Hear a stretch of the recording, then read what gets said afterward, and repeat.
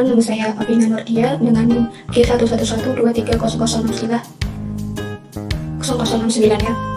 Nah, untuk kali ini saya akan mereview artikel ilmiah untuk tugas evaluasi dan audit TI. Nah, ini untuk tugas saya. Nah, judul artikel ilmiahnya itu sendiri itu Perancangan Tata Kelola Teknologi Informasi Menggunakan COVID 2019 pada PT Telekomunikasi Indonesia Regional 6 Kalimantan. Nah, artikel ilmiahnya ini terbit di jurnal Jusicom Prima. Nah, Jusicom Prima itu kepanjangan dari Jurnalis Informasi Ilmu Komputer Prima. Nah, artikel ilmiah ini terbit di volume 4 nomor 1 pada halaman 23-31. Tahun terbit jurnal ini, tahun terbit artikel ini itu 2020 ya. Dan ditulis oleh Kelsey Isabel Bello sebagai penulis pertama, Yuyun Triwiranti sebagai penulis kedua, Rovinta Happy Aklinawati itu sebagai penulis ketiga. Nah, reviewnya itu saya sendiri, yaitu Apina Nurdia. Nah, tanggal artikel ilmiah ini itu Agustus 2020. Nah, latar belakang kenapa si artikel ilmiah ini itu dibuat, ternyata PT Telkom Regional 6 Kalimantan itu bagian dari Telkom Indonesia yang memberikan layanan TIK di Kalimantan. Nah, walaupun TI itu sudah diterapkan di berbagai proses bisnis, tapi kesalahan dalam pengelolaan data dan responsif terhadap gangguan layanan itu masih banyak kesalahannya. Nah, selain itu, belum ada penerapan tata kelola TI berbasis kerangka kerja ya. Nah, oleh karena itu, diperlukan perancangan tata kelola TI yang baik untuk mendukung kinerja dan pelayanan perusahaan yang lebih baik lagi.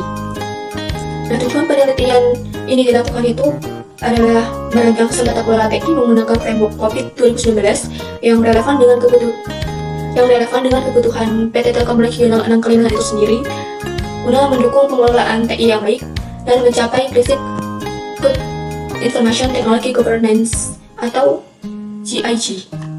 Nah, subjek penelitian pada artikel ilmiah ini itu PT Telekomunikasi Indonesia Regional 6 Kalimantan. Nah, penelitian terdahulu yang ada pada artikel ini adalah penelitian sebelumnya yang relevan mencakup perancangan tata kelola TI menggunakan COVID-5 seperti pada layanan marketplace, P2P, CV Kapita Informatika, dan studi literatur dari buku dan dokumen COVID oleh ISAPA.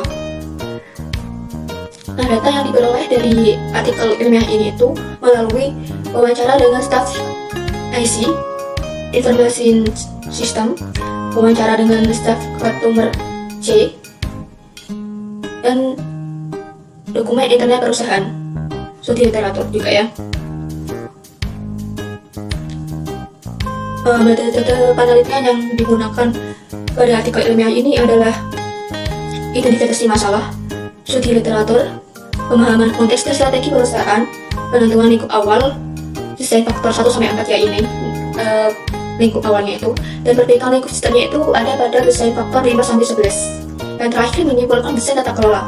Nah, aplikasi yang digunakan adalah COVID 2019 dengan pendekatan desain faktor dan governance system dan desain workflow. Desain workflow itu salah satu desain yang ada pada tahapan COVID 2019. Nah, ini untuk kerangka penelitiannya. Di studi literaturnya,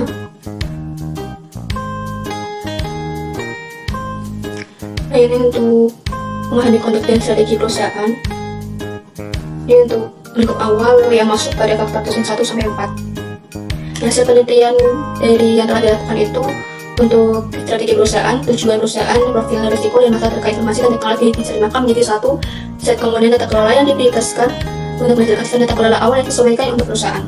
Nah, untuk membagi sistem tata kelola itu kan ada pada faktor desain 5-11. Nah, untuk langkah-langkahnya ada untuk menelusuri setiap desain faktor, menentukan estimasi desain faktor, menentukan relevansi untuk desain faktor, hasil dari setiap pertimbangan desain faktor.